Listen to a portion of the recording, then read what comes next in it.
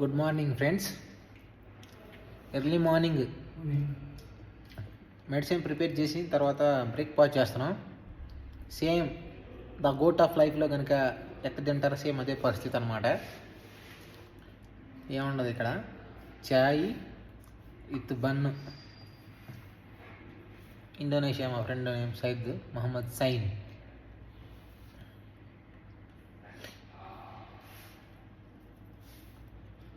మన దగ్గర ఏమో శ్రమ దోపిడి, సరైన వేతనాలు ఉండవు.